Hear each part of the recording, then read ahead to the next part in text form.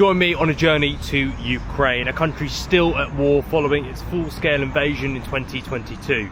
Now obviously airspace in Ukraine is closed, you can probably imagine why, so the only way to get in is by land. So we're hopping on a train overnight from the country of Slovakia into Ukraine. I've only really got one question from this trip, and is Ukraine open to tourism? Let's go find out. Now, if you stick around to the end of the video, you're going to find out the answer to this question is not what you expect. Or is it very simple? But I'll tell you what is surprisingly simple, and that is getting into Ukraine. Obviously, you can't fly here, so I flew to Slovakia, hopped on the train, and within a few hours, I was in Ukraine. Now, the first city that I arrived into is actually a place called Chop. You can spend some time here if you want to, but it was actually more of just a transit point for me. I hopped from the main train that took me from Slovakia and onto a sleeper style train, which took me to my final place that I was going to be spending most of my time in Ukraine. Ushko. Hello. You speak English? Little bit. Little? Best than my Ukrainian. Where are you from? England. Wow, cool. You're from here? Yeah. Ukraine? From Ukraine, or maybe but born in Budapest. Oh wow, cool. I've been to. I love Budapest in Yeah. Hungary. It's a good city. Uzhhorod is the first city. Yes. What's life in Ukraine like at the moment? War. Yeah, of is course. Big trouble, big problem. Yeah. In Uzhhorod is not, but sometimes here fly Shahed. Ah, the drones. Mm-hmm, I drones, see. yes. Okay. Now, as I arrived late at night, my taxi took me directly to the hotel and I hit the hay before waking up the next day to start exploring Ukraine properly. Good morning from a very, very wet and miserable Ukraine. First time in the country. We arrived here last night. It's the first time out and about in the city. In 2022, Russia launched its full-scale invasion against the country of Ukraine in what it expected to be a very short-lived war. But here in May 2026, that war is very much still raging. But Ukraine is a big country. Other than Russia, it's the biggest country in Europe. The majority of the fighting is very much concentrated in the east of Ukraine. I think in this part of the country it's probably very easy to forget that this is a country at war, and then you come across reminders like this. So this chap was only born a week after me, the same age. Hunt for something interesting. Some people like mosaics, some people like museums. I love a church, especially like an old, I don't want to say the R word, Russian, Orthodox church. Something about them. We saw some great ones in Moldova and in Kazakhstan, so let's see if we can find one here. I'm sure we will. According to Google Maps, if I just follow the river, we should find one, so let's see if we can do it. Google Maps was not wrong. Have a look at this. Whoa. It's a good one. Some bonus points if we can get inside.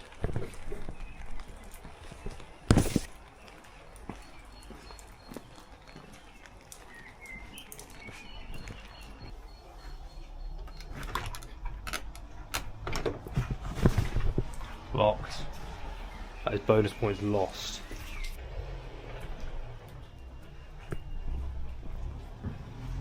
Ah, the church is open during the service. When is the service? Tell you what though, Ukraine, your weather sucks. Just come from the UK, obviously, which we're used to our rain, but at the moment we're loving the heat wave. Then Slovakia, where it was still warm, no rain, is chucked it down from like 6 AM this morning, and it's going to rain all through the night. Got my trusty umbrella though, £2, bargain. Good morning from what is hopefully going to stay a nice dry Ukraine. You know, we got here yesterday and the heavens were just open all day long. We still managed to see a little bit in the city we're in, but we're going to go and have a little look further east today. So we're going to hop on the bus to the next city along. I won't try and pronounce the name, but I'll put it on screen some of you now. Let's see what life there's like.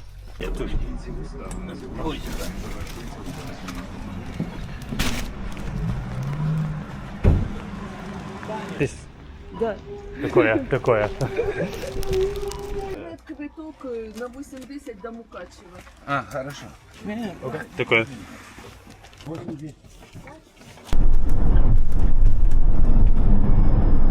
Right, good morning from Machavko.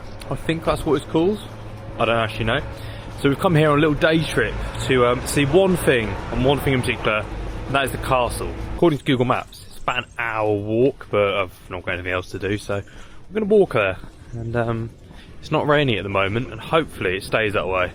So I think this must be some kind of like medical hub, kind of like, I don't know, like Edinburgh, if you know what I mean. There's loads of hospitals and medical facilities and loads of things, like loads of different ones I keep walking past. For nearly an hour, I can finally actually see this castle that I'm meant to be going to. To be fair, it does look pretty cool. Check it out. I show you. Look, I show. You can speak into this and it will translate. This is Majaru.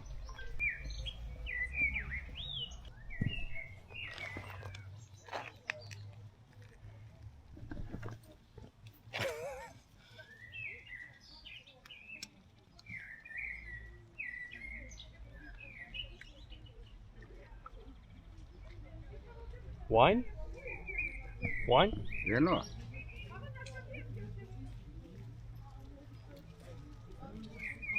Good. Free? Два, чекай. И шесто. Yeah. What the fuck happened there, but I thought he was trying to sell me like a small thing of wine. So I was like, yeah. And he didn't really get how Google Translate worked. So I was like, okay. So I gave him like, I don't have much Ukrainian money left, and I gave him like a bit, but then he said it's not enough, so I gave the wine back. I don't know what I was going to do with a Ribena bottle of wine either, to be honest, but gave the wine back, and I have given him some money anyway, but yeah. That was a bit confuzzling. Very pleased to say I've taken my jacket off because it's hot. The sun's out, sort of. It's not raining. It's pretty warm. Sort of trekking up this hill. The view's getting increasingly better.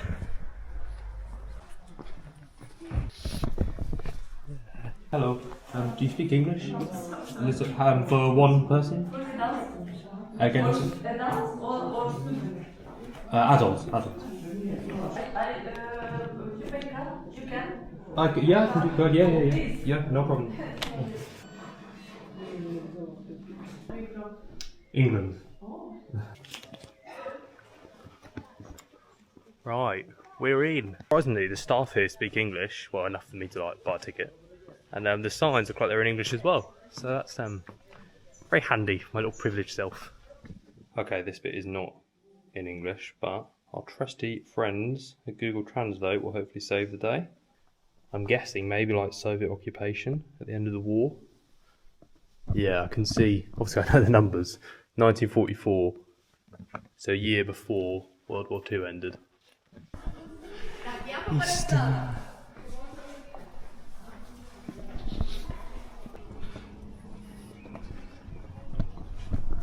One of the benefits of travelling in Ukraine is there's no one here, so I've got the whole place to myself.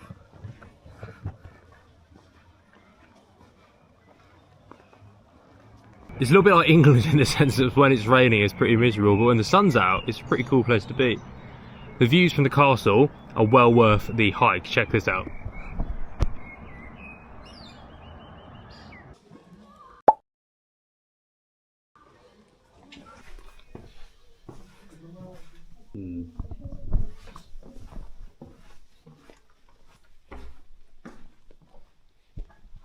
Fucking hell, that made me flinch.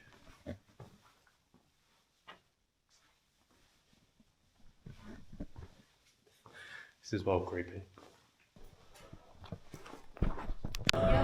Once again, we haven't got a clue what I'm eating.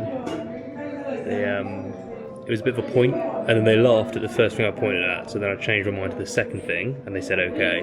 I think it's like a kind of soup dish.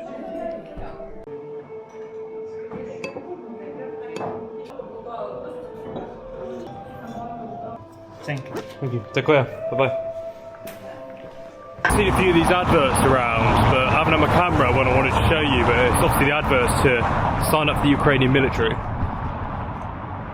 That we were in, there's a little memorial here for, again, what I assume are soldiers who've died in the war from this area.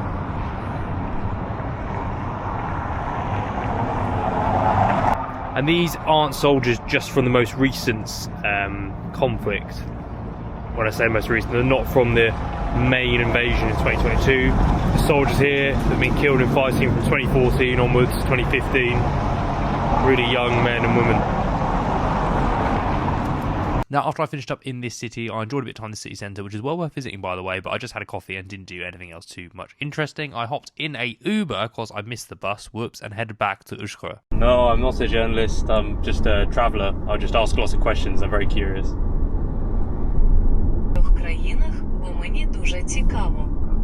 Right, we are back, safe and sound in, I want to call it Uzhhorod, but I think it's called Ushka. I don't know. This place I put on screen where I'm staying. And we're going to head to the castle because it was closed yesterday.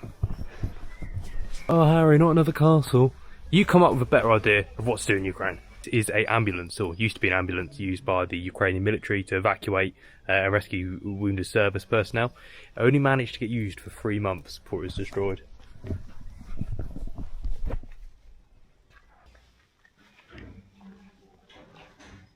They got hit by a Russian drone in January 2025. Now, the views from the castle were pretty impressive as well, and this place is so green. It's really blown me away just how green this area of Ukraine is. After finishing up at this castle and grabbing some dinner, it was time for bed before spending another day in this city. Now, every morning at 9 AM, the national anthem plays and is then followed by a minute's silence to remember the soldiers that have passed in the conflict so far.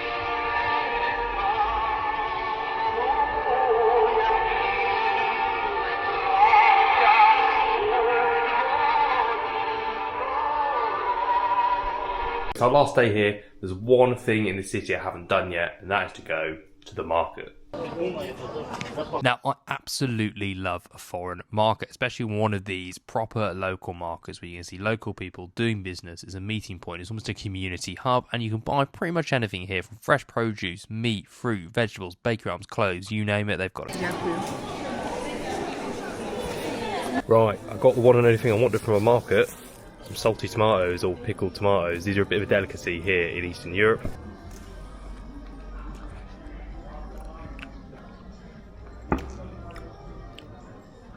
Very good. Other than the fact it's obviously a bit of a kerfuffle to get here, the hardest thing about visiting Ukraine has probably been the language. I know absolutely no Ukrainian. I've obviously picked up the word for yes, tak and thank you since I've been here. But before that, nothing. And people do not speak English here. In fact, today is my last day here, and the lady at the cafe I went for breakfast was the first person I met that could speak English. I've been learning Russian for 3-4 months now, and I'm by no means good at Russian, but I know enough to get by, like hello, thank you, please, can I have, all that kind of stuff. And that's what got me around Central Asia, like Uzbekistan and Kazakhstan. They mostly spoke it as a second language, and here most people do speak it as a second language. But it's just kind of, you don't. Obviously, given the situation, I think it's a bit offensive, so I haven't bothered trying to use any of it, just out of the risk I don't want to offend anyone.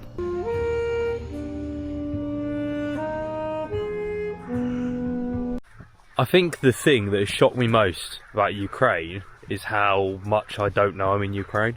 You see this stuff in the media, the war, the front line, all these deaths on both Ukrainian and Russia's side, and obviously that is happening, but it's so far away from this part of Ukraine, it's hard to kind of understand it. I suppose it'd be like if there was a war going on in southern France.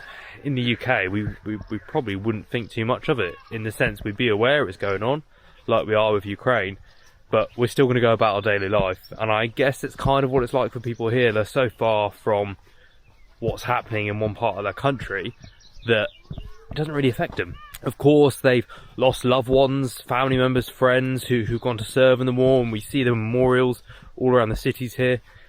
Their prices have gone up for fuel and food and everything, really. But there's still people out now walking dogs, enjoying the sunset, drinking in bars, shopping, going to get coffee, doing normal daily things, which is nice to see, because I just had this view that Ukraine was going to be everyone living in a war zone, which they are, but they're also not. So is Ukraine safe to visit? That's the question I kind of had when I came here, and it's a hard one to answer, because no, obviously eastern Ukraine on the border of Russia is not safe to visit. Please don't go there. I don't recommend anyone goes there. But where I am, on the western border of Ukraine, right next to EU and the relative safety the EU and NATO have to offer, it is safe. I certainly feel safer here than I have in other places I've visited. I've seen no crime, I've seen nothing that makes you feel uncomfortable. Infinite risk that we're going to get bombed or a drone's going to hit or a missile, but I've done enough research before I came here to know it's going to be pretty unlikely. I've got the app on my phone that tells me if a strike's going to happen or has been launched our way. The hotel I'm in has a bomb shelter, and there's shelters throughout the city at train stations and bus stations that are signposted. But it's enjoyable, it's peaceful, it's very pretty. In the rain, not so much, but you get a good day like this, it's stunning. Just look at it. I would say now this is going to at the risk of offending every other Eastern European nation. I've been to them, all of them, most of them. Been to Romania, Moldova, Hungary, all around there. I would say here they've probably got the friendliest people. Certainly compared to my last solo Europe trip, which was to Estonia. Very as lovely time as I had. They're very cold. They're very reserved. Here they're pretty friendly and they're very curious as to who I am and where I'm from. But English not massively well spoken here, even with the younger people. A couple of people here and there, but not so much. But if you're a bit more of a seasoned traveller and you want to visit Ukraine and you know, see what it's like for yourself, then yeah, I would say it is safe to visit the western border of it. At your own risk though. Travel insurance probably isn't going to cover you. You need to get a special insurance. The UK government's advice is not to visit anywhere, and you cannot fly here. So do with that as you will. It's also not the place to come right now if you're looking for a party. Drink here is cheap. A pint's about 90p, but it would feel wrong, I think. I don't know if there's nightclubs here. It's not something I'm interested on this kind of trip. It feels an odd thing to do in a country where thousands are losing their lives and the other side of that country. Now, to leave Ukraine, it was pretty much the same process as coming in. I hopped in a taxi which took me to the train station where I boarded my train, went through customs and left on the train.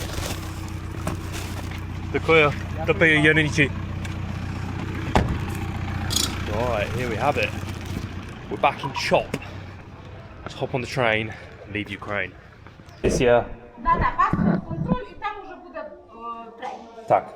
This process was super easy. Obviously, you get your bag searched and all the kind of normal stuff you would expect if you were leaving Ukraine. But I didn't get asked any questions by the Ukrainian side, but you do get quite a lot of questions from the Slovakian side once you enter. After the train, most of the time on the train is spent actually at immigration control on the Slovakian side and very little time actually moving on it. But before I knew it, I was back on the relative safety of the EU. Ukraine, thanks for having me.